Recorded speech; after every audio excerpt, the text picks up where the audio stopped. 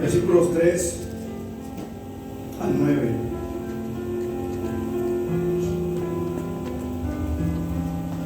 Primera de Pedro 1 del 3 al 9, me indican por lo que lo tengan. Aleluya.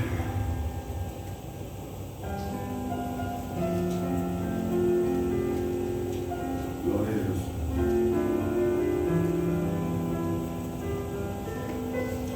Qué buena Biblia trae, hermana, que quiero ver las letras. Yo no. Gloria a Dios.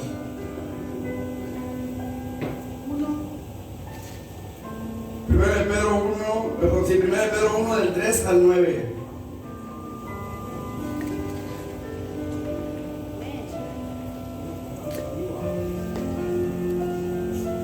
¿Lo tenemos? Dice la palabra del Señor de la siguiente manera: bendito el Dios y Padre de nuestro Señor Jesucristo, que según su grande misericordia nos hizo renacer para una esperanza viva, por la resurrección de Jesucristo de los muertos, para una herencia incorruptible, incontaminada e inmarcesible, reservada en los cielos para vosotros, que sois guardados por el poder de Dios mediante la fe, para alcanzar la salvación que está preparada para ser manifestada en el tiempo postrero, en lo cual vosotros os alegráis, aunque ahora por un poco de tiempo, si es necesario, tengáis que ser afligidos en diversas pruebas, para que sometida a prueba vuestra fe, mucho más preciosa que el oro, el cual aunque perecedero se prueba con fuego, sea hallada en alabanza, gloria y honra cuando sea manifestado Jesucristo, a quien amáis sin haberle visto, en quien creyendo, aunque ahora no lo veáis, os alegráis con gozo inefable y glorioso, obteniendo el fin de vuestra fe, que es la salvación de vuestras almas. Que Dios añada bendición a su palabra. ¿Me pueden sentarse, mis hermanos? Hemos orado y creemos que Dios traerá una palabra de vida eterna a nuestras vidas. Amén.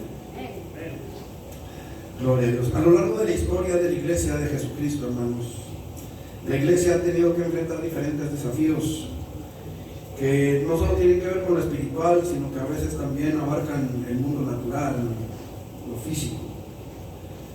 Hemos tenido que enfrentarnos, hermanos, incluso a nuestra propia naturaleza carnal, que se ha convertido en uno de los más fieles aliados del enemigo de nuestras almas y el peor enemigo de la fe del cristiano.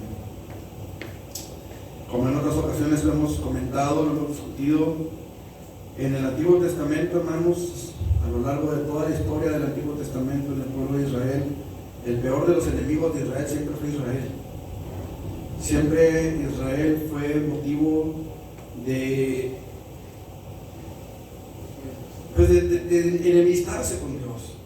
No era que Dios quisiera enemistarse con el pueblo, era que el pueblo se olvidaba de Dios, buscaba a los ídolos de las naciones, buscaba a los dioses de otros pueblos, y esto provocaba la ira de Dios.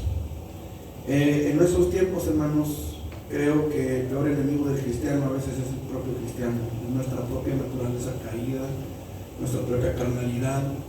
A veces batallamos más con nosotros mismos que con el vecino, a veces batallamos más con nosotros mismos que con, el jefe molesto en el trabajo, que con los compañeros carnales de nuestros trabajos o de nuestras escuelas. El punto de todo esto, mis hermanos, es que es necesario que la iglesia siga caminando. En este tiempo, hermanos, en el que nos han alcanzado los fines de los siglos, como dijo el apóstol Pablo, si mal no recuerdo, nos han alcanzado estos tiempos y necesitamos afirmarnos en nuestra fe. Y necesitamos afirmarnos en la esperanza que tenemos en Cristo. Yo no sé, hermano, pero creo que todos los que estamos aquí, o al menos eso espero, que todos los que estamos aquí tenemos la misma esperanza. La esperanza de estar un día en la presencia de nuestro Dios y poder vivir en su presencia para siempre. Creo, hermanos amados, que necesitamos poner atención a las cosas que están sucediendo alrededor de nosotros.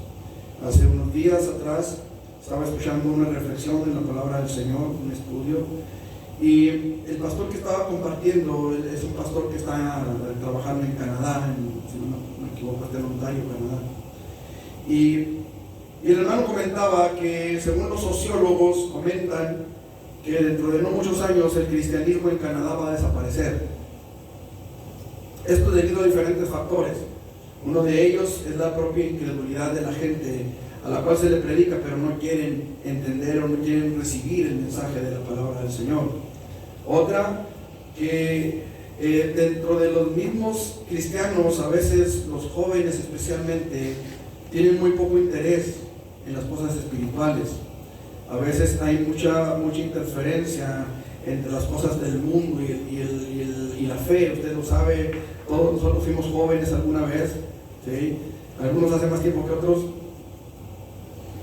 pero todos fuimos jóvenes, todos pasamos por ahí y sabemos que el mundo es atrayente, sabemos que el mundo presenta muchas cosas que deslumbran a la gente, que deslumbran sobre todo el corazón del joven. Y con relación a esto, hermanos, dicen los sociólogos que dentro de no muchos años el cristianismo en Canadá va a desaparecer.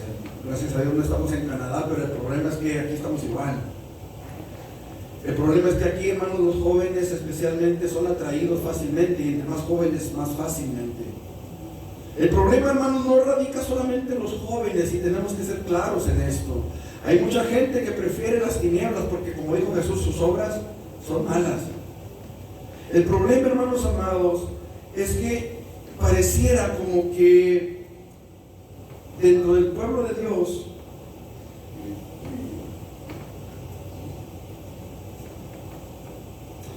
ok, no sé, los niños están muy arriba, ¿verdad? Ok, ahorita al final me recuerdo. Ok, decía, el problema no radica solamente en los jóvenes. Hay muchos adultos que hoy en día también, por muchas situaciones, por muchas circunstancias, conocemos adultos a los que se les ha predicado desde jóvenes y han endurecido su corazón de tal manera que han rechazado el Evangelio, aun cuando ellos mismos han sido partícipes de diferentes obras que Dios ha hecho en favor de ellos. Ahora, con relación a esto, hermanos, yo creo y creo que debemos de admitirlo, no ha sido fácil el caminar cristiano. Y esa es una de las razones también por las cuales el cristianismo corre el riesgo de no avanzar, que muchas veces se predica un evangelio diferente al que en realidad es. Conocí a una persona que decía que se sentía defraudado porque a él le tocó vivir un cristianismo muy diferente al que le predicaron. A él le dijeron que si se convertía, bueno, hasta se iba a casar, iba a tener novia, iba a tener dinero, iba a tener esto, iba a tener aquello, y toda su vida fue, hermanos, una vida de sinsabores en el cristianismo, una vida de luchas, de dificultades. Se fue al mundo y en el mundo pues parece que le fue mejor de lo que le iba en el cristianismo. Un amigo comentaba una vez y decía, para mí, decía, lo más amargo del cristianismo todavía es mucho más dulce, por mucho, que lo más dulce del mundo. Y esto es algo, hermano, que nosotros necesitamos ver y entender. Yo sé que para muchos que me oyen, vivir el cristianismo es de lo más fácil. Para muchos de los que me escuchan quizá ya en internet, vivir el cristianismo es la cosa más sencilla que pueda haber. En cierta ocasión, platicando con una persona, Dios me trajo un pensamiento y se lo compartí a esta persona. Y le dije, para mí la única manera en que no te topes con Satanás de frente es que vayas en su misma dirección. Pero mientras no vayas en la misma dirección, tarde o temprano tendrás que toparte con él de frente. Y tarde o temprano se presentará la lucha, tarde o temprano se presentará la batalla, y a veces la batalla será fuerte, a veces la batalla será sencilla, será tranquila, podremos pasar la barrera, podremos vencer en ese duelo, porque será sencillo, pero habrá momentos, hermanos, en que habrá desesperación, habrá momentos en que habrá tristeza, habrá momentos en que no hallaremos la salida tan fácilmente. Pablo dijo alguna vez, pensamos que no íbamos a poder conservar la vida. Estaban en una situación desesperada, estaban en una situación complicada, difícil. Pero hermanos amados, aún en medio de todo esto, nosotros, los que hemos creído, los que hemos puesto nuestra confianza en el Señor, necesitamos entender, tenemos que mantener viva la esperanza que Dios nos dio, tenemos que mantener viva la confianza en Él, tenemos que entender, hermanos, que tarde o temprano nuestro trabajo en esta tierra quedará atrás, que tarde o temprano la gracia de Dios se dejará sentir de una forma especial, la final trompeta sonará y usted y yo seremos arrebatados, y entonces todos nuestros trabajos, todo nuestro cansancio, toda nuestra desesperanza, toda nuestra aflicción quedará atrás para nunca jamás volver. Ciertamente, dice la palabra del Señor, volverán los redimidos de Jehová y gozo perpetuo habrá sobre sus cabezas. Tendrán gozo y alegría, y el dolor y el gemido huirán. Esta es la esperanza que tenemos en Él, hermano, la esperanza del cristiano. Y aún en medio de las peores circunstancias, aún en medio de la peor de las situaciones que tengamos que enfrentar, tenemos que mantener viva la esperanza. Pero tenemos que saber en qué consiste nuestra esperanza. ¿En qué consiste nuestra esperanza? Porque mucha gente puede tener esperanza de un carro nuevo, de una casa nueva, de un mejor trabajo, de terminar una carrera, no sé. Hay muchas esperanzas. Ganar un campeonato de fútbol, no está Robertito, sino tenemos esas esperanzas, pero ¿en qué consiste la esperanza que Dios nos ha dado? Esto es interesante de ver, hermano, porque si la esperanza que tenemos no supera la expectativa del mundo, entonces no tiene caso. Pero necesitamos saber cuál es nuestra esperanza. ¿Saben por qué? Porque el mundo nos va a ofrecer muchas cosas, y si no sabemos en qué consiste lo que nos espera, si no sabemos en qué consiste nuestra esperanza, hermano, será fácil que el mundo nos enrede y nos arrastre. Por eso, pensando en esto, hermano, quiero invitarle que veamos algunas cositas. No sé si lo pueda ver todo, hay mucho aquí, pero quiero que veamos en qué consiste nuestra esperanza. Por lo menos 3 cositas de las que aparecen aquí. ¿Le parece? En primer lugar, hermano, la esperanza del cristiano consiste en saber que a pesar de las pruebas que tengamos que atravesar, seremos guardados por su poder a fin de que alcancemos la meta. Versículo 5 dice la palabra del Señor, que sois guardados por el poder de Dios mediante la fe para alcanzar, ¿qué cosa? La salvación. Si eso es su Biblia o nada más la mía lo dice. Pregunto, ¿qué no somos salvos ya? Somos salvos en promesa. Tenemos la esperanza, hermanos. Ahora, aquí es importante que entendamos una cosa. Pero 2. A ver si no se me va mucho tiempo en esto. Dos cositas importantes que tenemos que entender. Número 1, ¿de qué somos salvos? Por el momento somos salvos del poder del pecado, hermano. Usted tiene la autoridad para decir que sí o para decir que no al pecado. El pecado no se puede enseñorear de usted. Usted puede decir no y es no. Usted puede decir sí y el pecado va a decir venga, che mío. Tenemos esa autoridad, tenemos esa libertad que Cristo ganó para nosotros en la cruz del Calvario. Él nos dio esa libertad, hermano amado, y usted y yo hoy podemos ser libres del poder del pecado, y el poder del pecado es la muerte, es la paga del pecado, es la muerte. Entonces es importante que entendamos de qué somos salvos, porque la muerte, hermanos amados, no es simplemente el momento en el que usted es guardado en un cajón y enterrado o llevado a un crematorio o de alguna manera termine su vida. No, ahí no termina todo. La muerte espiritual sigue después de que usted cierra sus ojos en esta tierra, cuando usted no tiene la salvación. Ahora, ¿en qué consiste la muerte eterna? La palabra del Señor nos dice ahí en Apocalipsis capítulo 20, versículos del 11 en adelante hasta el 15, que el lago de fuego va a ser lanzado, el infierno será lanzado al lago de fuego. Pero no solamente el infierno, sino todos los que están en él. Fíjese cómo dice la palabra del Señor ahí en Apocalipsis capítulo 20, versículo 11 en adelante. Dice la palabra del Señor: y vi un gran trono blanco y al que estaba sentado en él, de delante del cual huyeron la tierra y el cielo, y ningún lugar se encontró para ellos. Y vi a los muertos. ¿A quiénes? A los muertos, grandes y pequeños. Ahora, escuche, hermano, porque aquí mucha gente entiende que grandes y pequeños se refiere a gente grande, potentada, ricos, millonarios. Y pequeños se refiere a los que andan mendigando, a los que andan, a los pobrecitos, como te digo, que no andamos mendigando, pero somos pobres. Pues no se refiere a eso, hermano. No se refiere a eso. Grandes y pequeños son adultos y niños. Usted me va a decir, hermano, la Biblia dice que el reino de los cielos es de los niños. Sí, hasta cierta edad. Y a veces nos confiamos. ¿Y sabe qué, hermano? Escuche lo que le voy a decir. Usted que está en internet, escuche con más atención. Cada vez que usted le dice al niño, dígale que no estoy.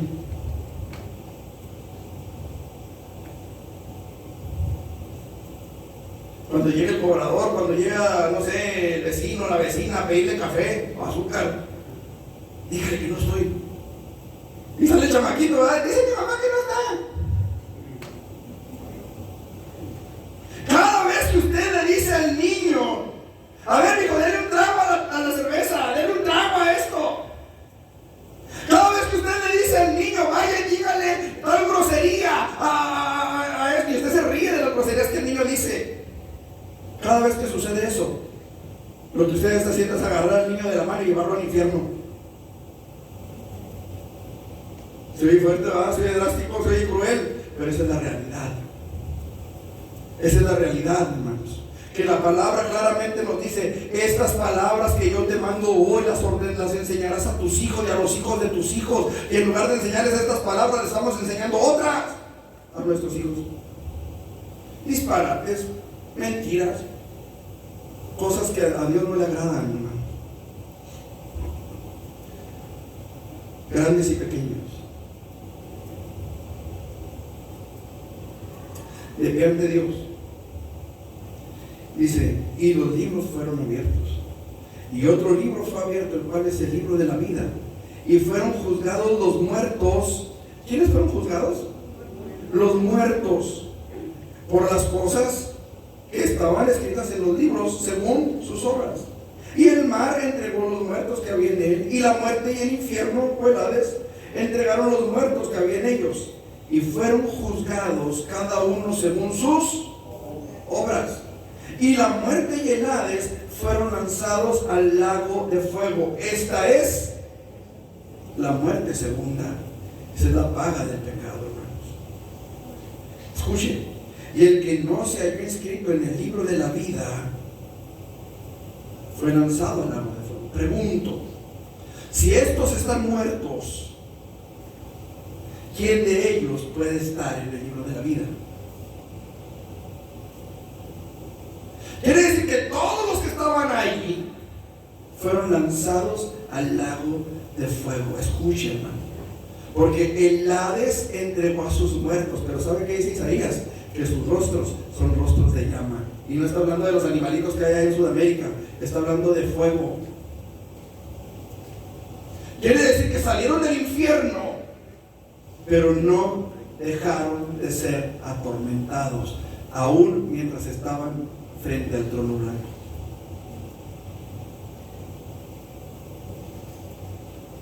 Quiere decir que los que están ahorita ahí, desde Caín, si no se arrepintió,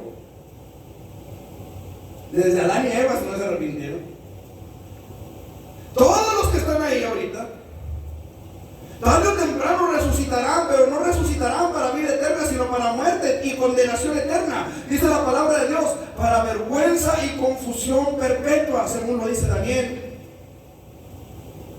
De eso, hermanos amados, es de lo que Dios envió a Jesucristo a salvarnos. De eso es de lo que Jesús vino a hacernos libres. Él vino a darnos salvación, hermanos. Él vino a ayudarnos para que usted y yo pudiéramos arrepentirnos primeramente, como veíamos ahorita en la dominical, y pudiéramos acceder al perdón de Dios. Ahora, esa es la primera cosa que tenemos que entender. La segunda es que estamos en un camino, hermanos, y en este camino hay muchos peligros, hay muchos riesgos, hay muchos tropiezos, hay muchas formas en las cuales podemos desviarnos en el camino. Qué importante, ahora que estábamos viendo pues, la manera de poner ahí la calefacción. Platicábamos allá arriba y veíamos que 1 milímetro que fallemos, hermanos, en el arranque, en el camino, a lo largo se hacen kilómetros. No podemos descuidar el camino, no podemos descuidar nuestra salvación. La palabra del Señor así lo dice. ¿Cómo escaparemos si descuidamos una salvación tan grande? Hemos venido, hermanos, a la presencia de Dios. Hemos venido a la gracia del Señor. Hemos venido a este lugar a buscar la salvación de nuestras almas, que solamente la vamos a encontrar en Cristo Jesús. Uno de los que, al menos a mí, o para mí, es un héroe de la fe, es el rey David. David fue un hombre que desde muy joven conoció el poder de Dios que estaba con él. ¿Recuerdan cuando se enfrentó a Goliat? David se presenta delante de Goliat, Goliat delante de David, y Goliat dice: ¿soy acaso un perro para que vengas a mí con palos y piedras? Y David dice una frase icónica para mí: tú vienes a mí con espada y lanza y jabalina, pero yo vengo a ti, dice él, en el nombre no de las 5 piedras que agarré del arroyo. Yo vengo a ti no en el nombre de la armadura que me quiso poner Saúl para que todos pensaran que yo era él. Yo vengo a ti en el nombre de Jehová de los ejércitos, el Dios de los escuadrones de Israel, a quien tú has provocado. Él sabía que no iba solo. Él sabía que había alguien que iba con él. Esta confianza de David en Dios, hermanos, no era gratis. David ya sabía lo que era confiar en Dios. Se había enfrentado al oso y al león. Hasta lo cantamos a veces, ¿no es cierto?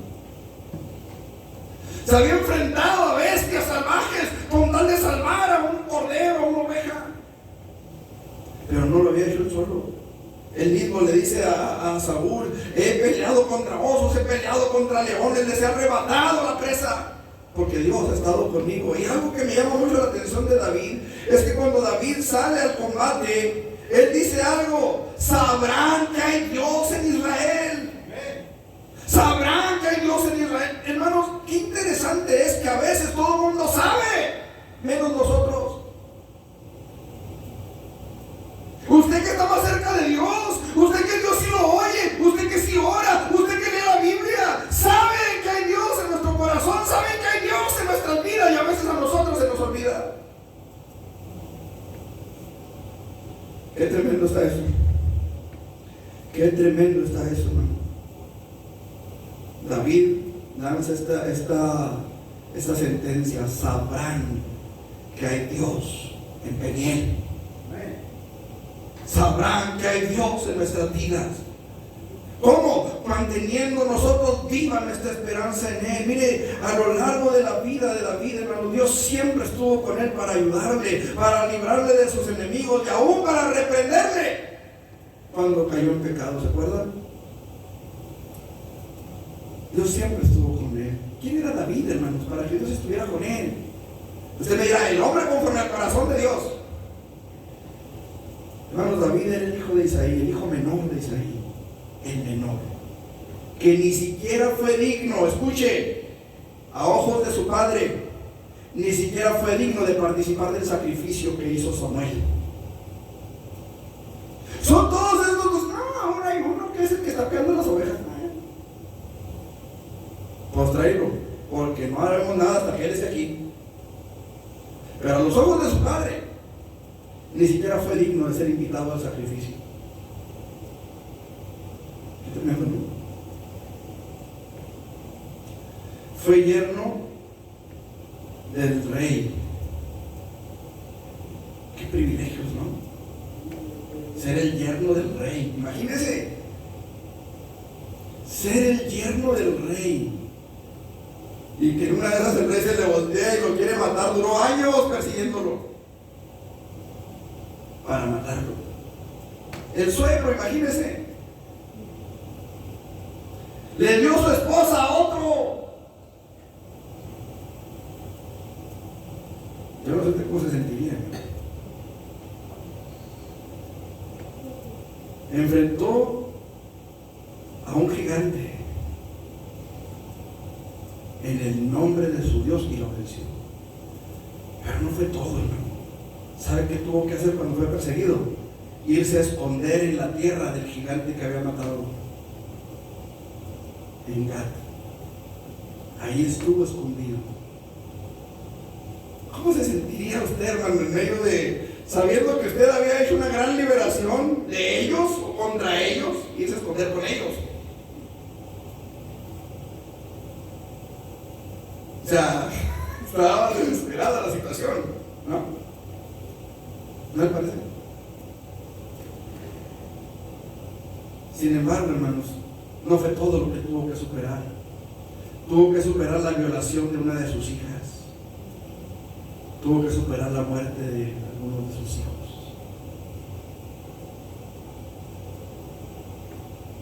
¿Verdad? 4 tantos de verdad. Por lo menos me acuerdo de pelo largo, ¿no? Absalón. Y el primero también, ¿no? ¿Cómo se llama me fue el nombre, pero fue que violó a la hija, para acabarla de acabar. Amnón. David, hermanos, siempre supo que Dios estaba con él. Y creo, hermanos, que con todo su corazón y desde lo profundo de su alma, David pudo exclamar: Jehová es mi pastor, nada me faltará. En lugares de delicados pastos me hará descansar, confortará mi alma. Dice: junto a aguas de reposo me pastoreará, confortará mi alma. Me guiará por sendas de justicia por amor de su nombre. Aunque ande en valle de sombra de muerte, no temeré mal alguno, porque tú estarás conmigo. Tu vara y tu cayado me infundirán aliento. Aderezas mesa delante de mí en presencia de mis angustiadores. Unges mi cabeza con aceite, mi copa está rebosando. Ciertamente el bien y la misericordia me seguirán todos los días de mi vida. Y al final dice: en la casa de Jehová moraré por largos días. Qué certeza, qué seguridad, qué aplomo de este hombre, al poder reconocer que todas sus victorias, que todos sus logros, que todo lo que él era, dependía de su pastor, dependía de Dios. Nosotros mismos, hermanos, no estamos exentos de ser probados de diferentes formas y en diferente nivel. Pero sea cual sea la prueba que llegue a nuestras vidas y venga como venga, tenemos que entender que aún en esas pruebas Dios va con nosotros, que Dios está ahí para salvarnos, hermano, para ayudarnos a alcanzar la meta trazada, para ayudarnos a llegar a su presencia. Dios va con nosotros. Yo no sé qué es lo que usted tenga que atravesar: problemas, enfermedades, dificultades, no sé, pero una cosa sí sé, hermanos, y es que si Dios va con nosotros, dijo el apóstol, ¿quién contra nosotros? Aquí la cosa es: ¿tiene usted esperanza? ¿Tiene ustedes la esperanza? Qué hermoso es saber, hermano, que Dios está aquí para ayudarnos a llegar, para ayudarnos a entrar a esas moradas eternas, para llevarnos de la mano, para guiarnos y hacernos entrar a su presencia. Dice el versículo 5 que leímos, que sois guardados por el poder de Dios mediante la fe, para alcanzar la salvación, para que podamos llegar a la meta. Lo hemos dicho en otras ocasiones, ¿verdad? En el libro de Pampúnia, el progreso del peregrino. Por todas partes vamos a escuchar voces. Que el sabiomundo, que la feria de las vanidades, que el gigante de desesperación, etcétera, etcétera. Voces que resuenan a los lados del camino y que tratan de desviar al creyente de su fe. Hermano, ¿de qué tamaño es su fe? ¿De qué tamaño es su esperanza? ¿De qué tamaño es el Dios que lo puede llevar a esa esperanza?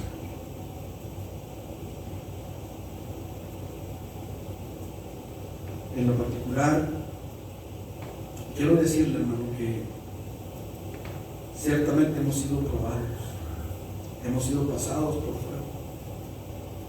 Y creo que no somos los únicos. Todos hemos tenido en algún momento que pasar por alguna situación difícil. Pero ¿sabe qué, hermano? Tenemos que recordar que Él nos ha sacado adelante. No solamente Él es quien perdona todas tus iniquidades, no solamente es el que sana todas tus dolencias, también es el que rescata del hoyo tu vida. También es el que rescata del hoyo tu vida. Así que nuestra esperanza tiene que estar firme. Venga lo que venga, hermano. Mantenga firme la esperanza, porque esa esperanza nos va a ayudar, nos va a llevar a alcanzar la salvación que Cristo ha preparado para nosotros.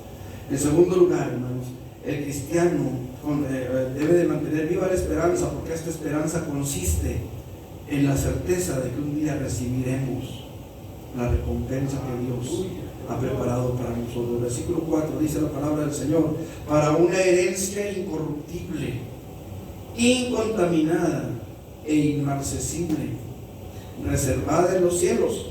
¿Para quién? ¿Para quién? Cambien esa V y pongan una N. Para los que creemos en Él. Dice la palabra claramente: para una herencia incorruptible, una herencia incontaminada e inmarcesible. Inmarcesible significa que no se marchita. Incorruptible, que no se corrompe, como la plata, como el oro, que terminan con el paso de los años, hermanos, de echarse a perder. Aunque el oro es muy duradero. Una herencia, hermanos, incontaminada, no contaminada, en los cielos. Yo no sé, hermano, pero creo que para mí la mayor recompensa será poder entrar al reino de los cielos. El problema, hermanos, es que uno de los más fuertes obstáculos que el ser humano debe enfrentar es la incredulidad. La incredulidad, hermano, es un cortocircuito para la relación con Dios. Dice la palabra del Señor que si alguno se acerca a Él, es necesario que crea que le hay, y que es galardonador, es decir, que sabe premiar a los que le buscan, a los que le honran. Él dijo: yo honraré a los que me honran, y los que me desprecian serán tenidos en poco. Él honra a los que le honran. Y esto es algo que nosotros necesitamos entender. Uno de los más fuertes obstáculos para el ser humano es la incredulidad del mundo que le rodea. Y escuche lo que estoy diciendo: del mundo que le rodea. Esto tiene más que ver con nosotros, hermanos, porque a veces nosotros creemos, tenemos fe, pero el mundo alrededor de nosotros no, y nos bombardea con argumentos, con comentarios, con situaciones que pueden menguar nuestra fe. Esta mañana, mientras meditaba en la palabra, el Señor me recordó el Evangelio de Marcos, pero en la Biblia católica, en la Biblia latinoamericana, para los que tienen quizá todavía su Biblia católica. En Marcos, en el capítulo 3, la Biblia dice lo siguiente, hermanos, y escuche. 3:21 de Marcos: al enterarse sus parientes de todo lo anterior, fueron a buscarlo para llevárselo, pues decían: se ha vuelto loco. Esto lo dice la Biblia latinoamericana. Nuestras Biblias dicen un poquito diferente. Si vamos a Marcos, en el capítulo 3,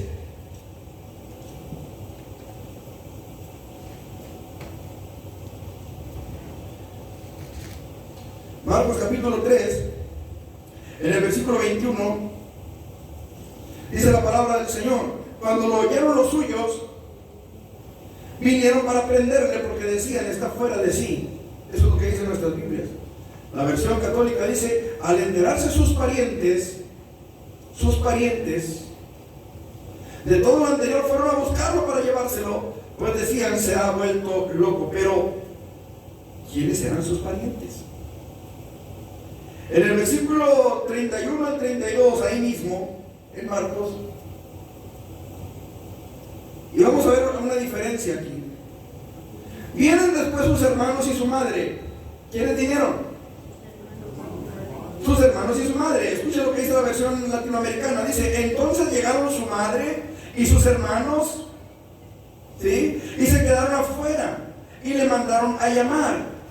Como era mucha la gente sentada en torno a Jesús, le transmitieron este recado: tu madre, tus hermanos y tus hermanas están fuera y preguntan por ti. ¿Quiénes eran sus parientes? Su madre, sus hermanos y sus hermanas. De repente una persona platicando con una persona me decía, no, es que sus hermanos eran sus discípulos. No, sus discípulos estaban adentro. ¿Sí o no? Sus discípulos estaban con él adentro. O sea, no eran sus discípulos que estaban afuera llamándolo. Eran su madre, sus hermanos y sus hermanas. ¿Estamos? Ok.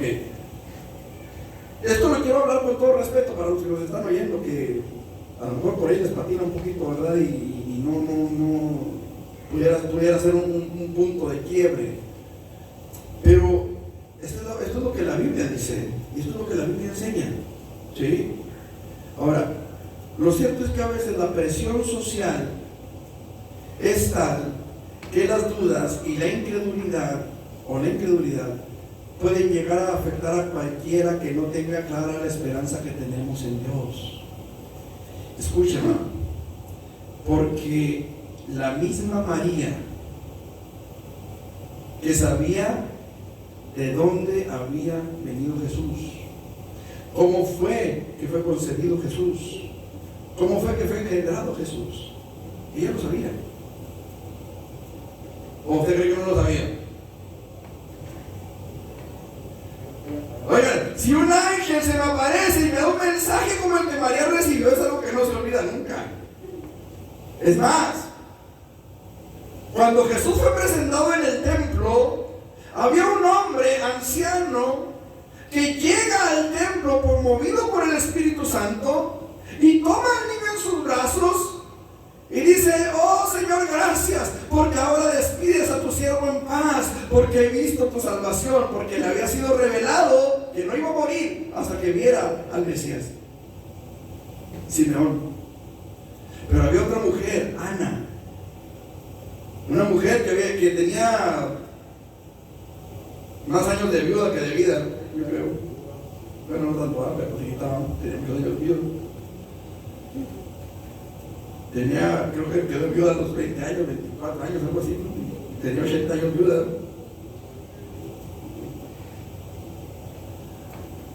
Bueno, el caso es que esta mujer también llegó, hermanos, y adoró a Jesús. ¿Y sabe qué dice la Biblia? Que María guardaba todas esas cosas en su corazón. María guardaba todas esas cosas en su corazón. ¿Cómo es que de repente piensa que está loco? Ahora, yo no estoy inventando, está en la Biblia y está en la Biblia católica. O sea, hago esta referencia porque sé que hay gente que no es cristiana, evangélica, protestante, aleluya, que nos está viendo. ¿Cómo pudo llegar a pensar que Jesús estaba loco? A veces la presión en la escuela, con los compañeros de trabajo, con los vecinos, con la misma familia. La Biblia dice que ni los hermanos de Jesús creían en Él. Ni aún sus hermanos, dice la Biblia, creían en Él. ¿No vas a subir a Jerusalén a la fiesta? Cualquiera que hace las cosas que tú haces, no lo hace escondidas, sino que quiere que todo el mundo lo sepa. Y dice, porque ni aún sus hermanos creían en Él. Qué importante es, hermano, que nosotros podamos entender una cosa. La iglesia primitiva sufrió persecución. La iglesia primitiva sufrió el rechazo de la misma gente. ¿Se acuerdan de aquel hombre que había nacido ciego? Que Jesús le abre los ojos. Que la gente, los religiosos lo interrogan, los fariseos lo interrogan y le dicen, ¿cómo recibiste la vista? ¿Qué te hizo ese hombre? ¿Se acuerdan? Pero antes le preguntaron a los papás.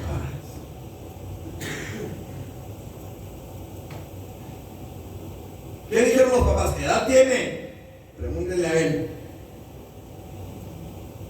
qué?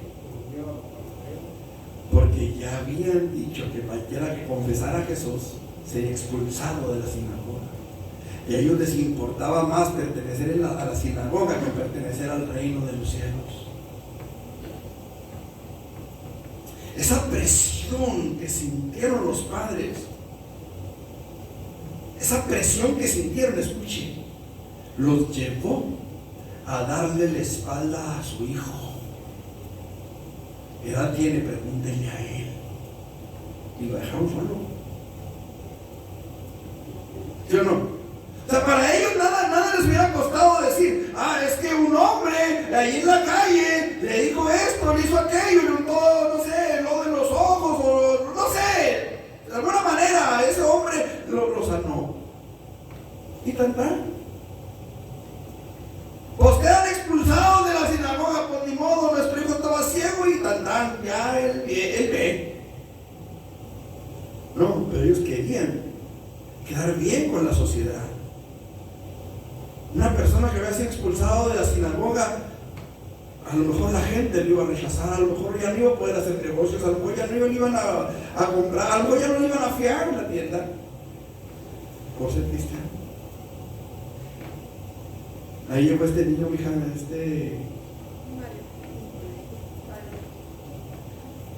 dile que después del culto le van a dar su regalito.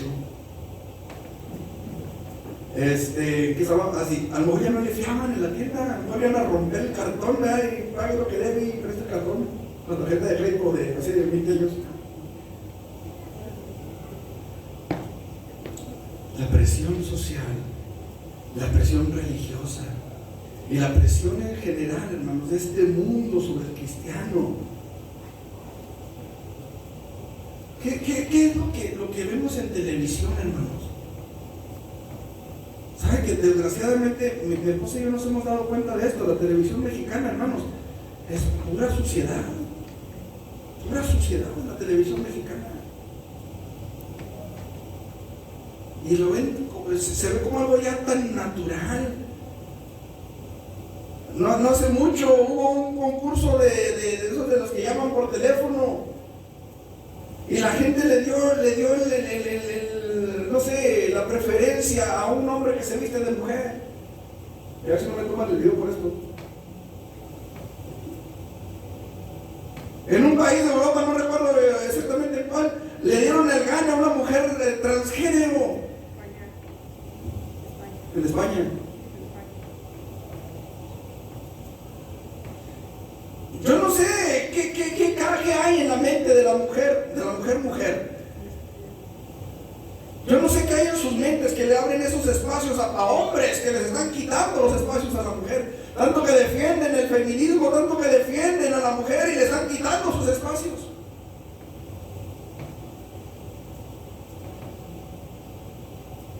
Están haciendo de la mujer un simple objeto. Es que es el patriarcado, dicen por ahí, ¿verdad? Y no se dan cuenta que los que manejan todo eso de la farándula, de la belleza y todo eso son homosexuales y mujeres trans. Pues que trans, ¿verdad?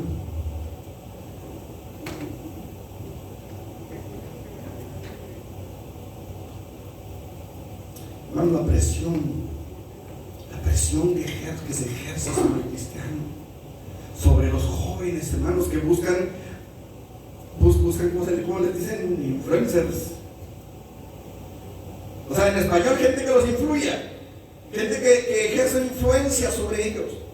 Eso es un influencer, un influenciador. O sea, los jóvenes buscan a alguien que influya en ellos. Fíjense qué tremendo. Usted le puede decir a su hijo o a su hija que haga algo y no lo van a hacer, a menos de que vean que alguien se lo dice en YouTube, o en Facebook, o en Twitter, o en otras de esas. Usted le puede decir, mira, ten cuidado con esta persona, porque es así, porque es así. Mientras no vea un testimonio en Facebook, a usted no le van a hacer caso. ¿Por qué? Porque usted no es su influencer. Porque usted no influye en ellos. ¿Sí me ustedes entender? Ese es el peligro ahorita de las redes sociales. que los jóvenes buscan a alguien que influya, alguien que los dirija, alguien que los guíe, y han hecho a un lado la dirección, la guianza y la protección de los padres. Y esto, hermanos, está provocando incredulidad. ¿Sabe por qué? Porque muchos de esos influencers o son homosexuales, o son mujeres trans, o son gente que se siente que sabe, que creen que saben, y se meten en cosas espirituales que no entienden, y terminan por afectar la fe del joven. Ahora, repito, esto no radica solo en los jóvenes. ¿Cuántas personas adultas hay que no salen de su casa si no leen primero el horóscopo, el zodiaco?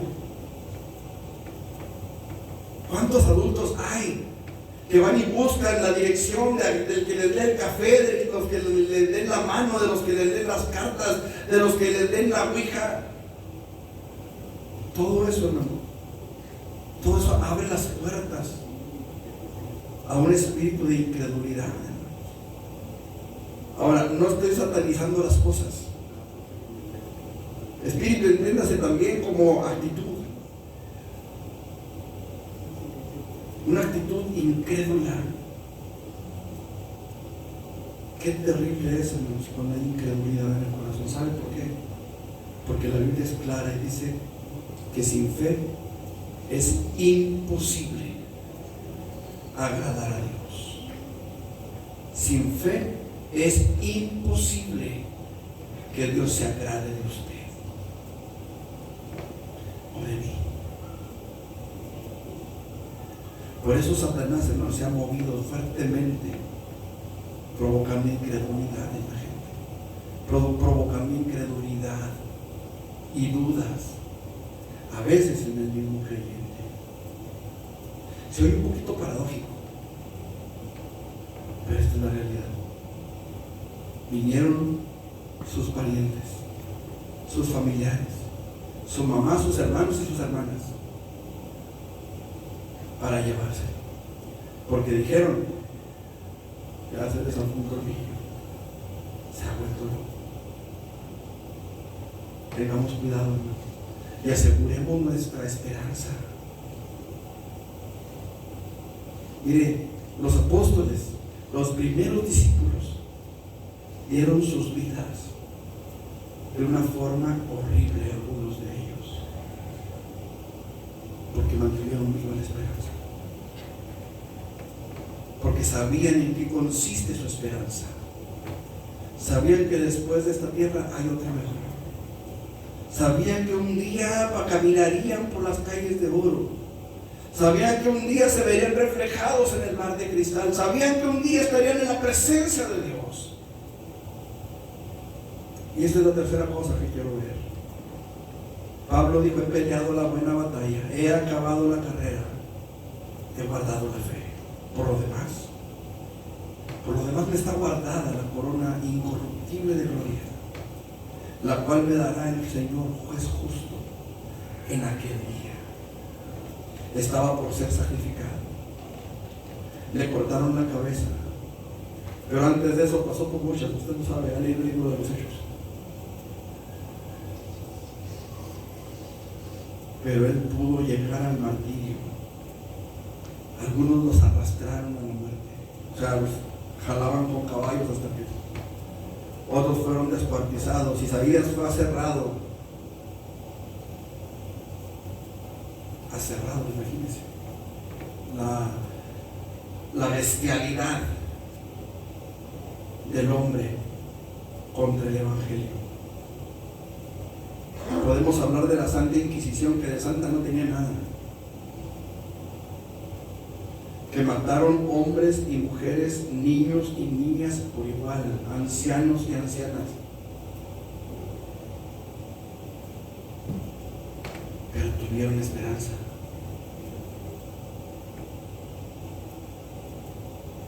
Uno de los discípulos de Juan, se me va el nombre, no se me fue el nombre, pero este hombre dijo: por 80 años he servido a mi Señor. 87, algo así decía. y solo favores y misericordias he recibido de él. Estaba por ser llevado a la guillotina, a la hoguera, perdón. Lo iban a quemar vivo. Y le echó el cielo, porque se negó a negar a Jesús. A veces nos da hasta vergüenza que nos vean con una Biblia.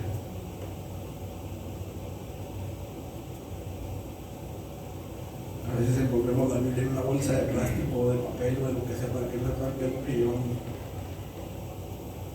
Así conocimos a alguien.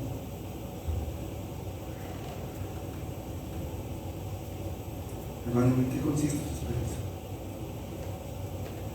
Yo creo que un día, hermano, si soy fiel, un día el Señor me abrirá las puertas y me dirá: entra, bendito de mi Padre.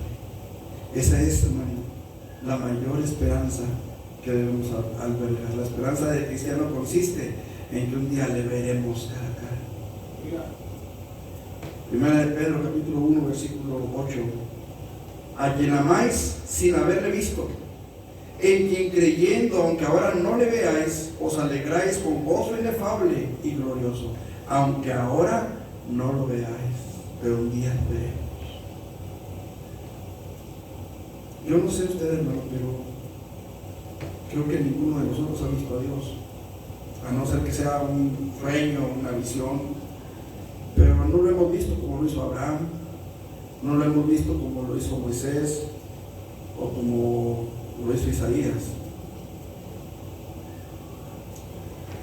Sin embargo, usted y yo tenemos la promesa de que en aquel día podemos verlo tal como Él es. ¿Cuándo? Cuando estemos en la eternidad. Ahora, una pregunta recurrente entre los creyentes es: ¿y cuando estemos en el cielo, nos vamos a reconocer? ¿Usted qué piensa?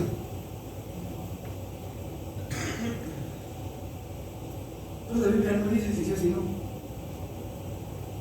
Lo que sí dice es que a Jesús lo tallaron para reconocerlo al principio, después de que resucitó, pero sí supieron que era Él.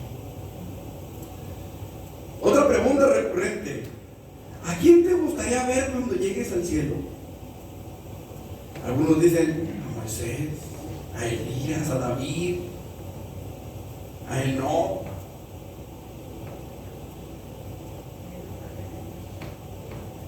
¿A quién? A Eva, para regalar nuestros corrones. Pues Dios dice que por la sofera, ¿quién sabe? Es una darme la salud, ¿quién sabe dónde sea? La Biblia no dice que se hayan arrepentido. Pero ¿saben que el anhelo del creyente debe estar, como dijo Abel, a Jesús, a mi Dios, a mi Señor? A Él es el que yo quiero ver.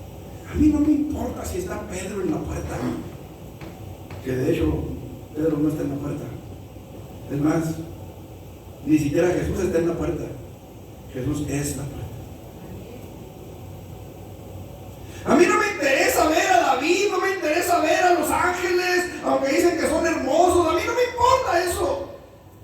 Yo lo que quiero es poder llegar y verme reflejado en los ojos de mi Señor y poderlo abrazar y poderle decir gracias porque por tu pura misericordia estoy aquí. A mí no me interesa, hermanos, si camino o me arrastro por las calles de oro. A mí me interesa estar en la presencia de Dios y poderme postrar delante de Él y poderlo adorar con todo mi ser en su presencia, sin necesidad de un intermediario ni de nada. Yo quiero estar en la presencia de mi Dios. Yo quiero alabarle, yo quiero oír su voz diciéndome: bien, buen siervo y fiel.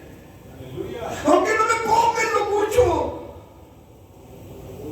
con que me diga: bien, lo has hecho bien.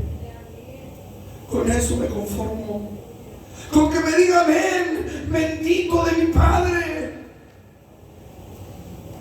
Se dice que había un músico, se nos ha comentado, que era un excelente músico músico. Y un día lleva a cabo un concierto y la gente se para y le aplaude y se deshacen en aplausos y en vítores hacia aquel músico. Pero entre toda la multitud había un anciano que solamente lo miraba. Cuando termina el concierto, este hombre sale del teatro, sale del auditorio y la gente le aplaudía, pero aquel anciano solamente lo veía. Cuando termina todo el relajo de los admiradores que estaban ahí, aquel anciano se acerca con él y le da una palmada en la espalda y le dice: muchacho, lo hiciste bien. Y solamente entonces se esbozó una sonrisa en el rostro del músico. Aquel anciano era su maestro. Y solamente cuando el maestro le dijo: muchacho, lo hiciste bien, entonces se sintió halagado, entonces se sintió satisfecho. Cuando mi Señor me diga bien, entonces me sentiré satisfecho. Cuando mi Señor me diga ven, bendito sea mi Padre. Yo para qué quiero tener una iglesia de 20 o 30,000 miembros. Cuando Dios me llame a su presencia, lo único que quiero es que Él me diga: lo hiciste bien, aunque sea con 1, aunque sea con 10, aunque sea con 20, pero lo hiciste bien. Con eso será suficiente. La esperanza del creyente, amado hermano, debe estar centrada en Cristo Jesús. La esperanza del creyente debe estar centrada en que un día estaremos en su presencia, en que un día podremos por fin dejar esta carne que nos cansa, que nos enferma, que nos arrastra, que nos es un lastre a veces. Un día estaremos libres de toda esta corrupción. Un día estaremos libres de todo lo que sucede alrededor de nosotros, que nos lastima, que nos hiere, que nos molesta. Un día podremos estar en su presencia. Y yo anhelo ese día. Yo anhelo ese día, hermano, en el que el Señor haga sonar la trompeta y yo pueda escuchar esa trompeta y pueda subir a su presencia. Y entonces todo lo que hay aquí quedará atrás, quedará en el pasado. Yo espero que mis hijos, yo espero que mi esposa, y espero que ustedes, que todos nosotros podamos oír esa trompeta, porque triste será la vida de aquel que se quede. Yo no quiero, hermano, yo no quiero que en aquel día haya una voz que resuene en mi cabeza y que esa voz sea mi propia voz diciéndome: si hubiera. Yo no quiero oír esa voz. Yo no quiero oír mi voz en mis pensamientos diciéndome: si hubiera sido fiel, si hubiera creído, si hubiera aceptado, si hubiera entendido. No quiero oír esa voz en mi corazón. No quiero oír esa voz en mi mente. No quiero poder tener que decirlo con mis labios. Yo no quiero eso. Si tan solo hubiera entendido.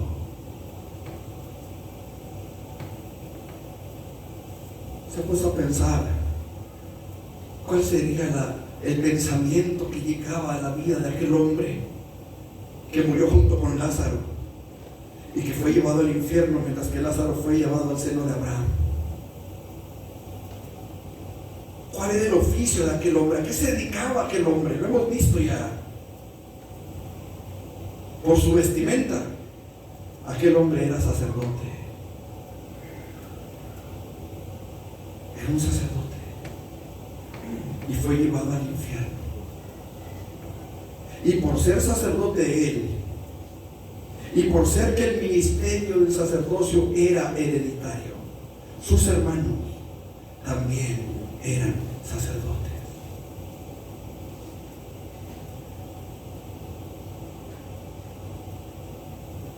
Acuérdense que el sacerdocio pertenecía a la familia levítica,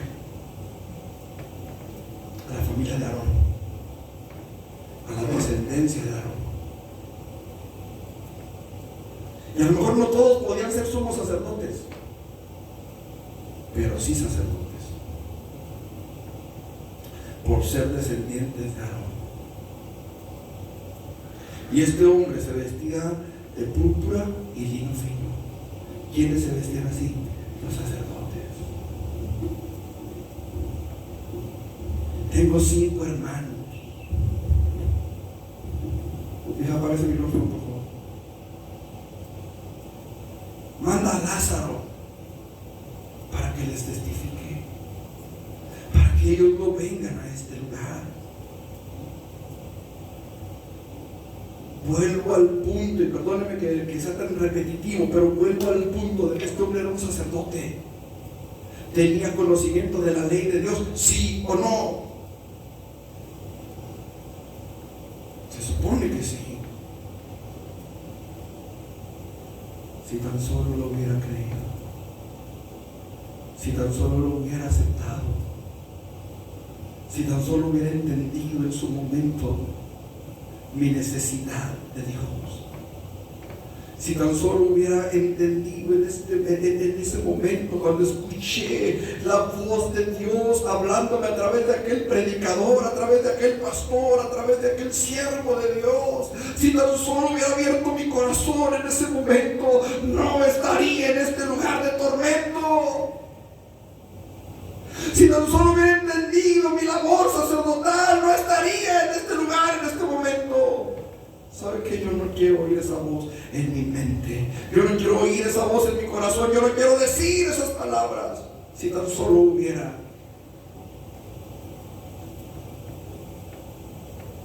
Si tan solo hubiera entendido. Si tan solo hubiera creído. Si tan solo hubiera rendido mi vida a Jesús. ¿Cuánta gente en este momento en el infierno estará pensando, si tan solo?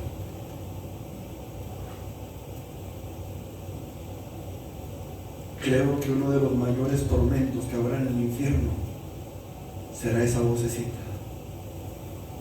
diciendo, si solamente hubiera entendido,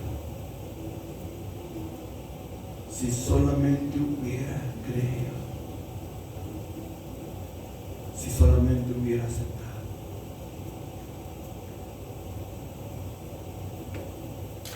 Yo no sé en qué consista su esperanza, ni siquiera sé si en su corazón hay esperanza o no. Pero si la hay, si sí la hay, su esperanza es estar con Él para siempre, recibir la herencia, ser salvo del tormento eterno. Hermano, no deje que su esperanza se apague. No deje que esa esperanza se acabe. Porque todo aquel que tiene esta esperanza en Él se purifica a sí mismo, así como Él es puro. Porque todo aquel que tiene esta esperanza en Él, la busca en Él. Y Él es la respuesta a toda nuestra necesidad, a toda nuestra aflicción, a cualquier enfermedad. Él. Así que en esta tarde, hermano, yo quiero invitarle para que entendamos una cosa. El propio Señor dice, bienaventurado todo aquel que limpia sus ropas para entrar por las puertas de la santa ciudad y para tener derecho al árbol de la vida. Si usted tiene esta esperanza en Él, yo le invito para que le diga al Señor, Señor, ayúdame porque yo quiero alcanzar la promesa. Yo quiero que mi esperanza permanezca. No quiero que mi esperanza se apague. Póngase sobre sus pies. Eterno Dios y buen Padre, he predicado tu palabra. Yo te doy gracias, Señor, por tu misericordia, por tu fidelidad. Gracias, Señor, porque hasta aquí tú has sido fiel, porque tu gracia nos ha sostenido, porque hoy tenemos una esperanza en ti, Señor. Gracias por darnos esperanza, Señor. Gracias por rescatarnos del poder del pecado. Gracias, Señor, porque hoy podemos saber y entender que un día te veremos, que un día recibiremos la herencia que tú has prometido para nosotros. Que un día, Señor, por fin seremos libres por completo, Señor, libres del castigo eterno, por tu gracia y tu misericordia. Señor, en el nombre de Jesucristo, En esta tarde, Dios, yo quiero rogarte que tú bendigas nuestras vidas y nos ayudes, Padre Celestial, a mantener viva la esperanza. Y nos ayudes, Señor, para que podamos rendir cada aspecto de nuestra vida delante de ti, Señor. En el nombre de Jesús, bendice nuestros corazones con fe. Fortalece, Señor, la fe que has puesto en nuestros corazones. Y ayúdanos para que esa fe, Señor, crezca y no mengue. En el nombre de Cristo Jesús, Señor. Ayúdanos a llegar a la meta, ayúdanos a llegar al final de nuestra carrera con gozo, sabiendo, Señor, que nos espera la corona incorruptible de gloria. En el todopoderoso nombre de Jesucristo, gracias te damos, Señor. Si hay alguien que no ha recibido a Jesús como Señor y Salvador, yo le invito para que en sus propias palabras usted le diga: Señor, perdóname, perdóname, acepto que moriste por mí, creo que lo hiciste y acepto por fe tu perdón que tú me das. En sus propias palabras lo puede decir. Usted que está en internet, hágalo. Si no tiene una Biblia, busque una, léala. Si no tiene dónde congregarse, aquí estamos, Séptima y San Jerónimo, Gloria de Desarrollo Urbano. O busque una iglesia cerca de su casa si vive en otra ciudad. Pero busque que esa esperanza permanezca. Ríndale su vida a Jesús. Solamente así podrá ser salvo. Vamos a pedirle a los niños que bajen. No sé si ya terminaron. Ya fue Miguel por ellos. Fue Miguel por ellos. Pueden sentarse en un momento, mis hermanos, ya fueron por los niños, vamos a orar por ellos. Les tenemos por ahí unos regalitos.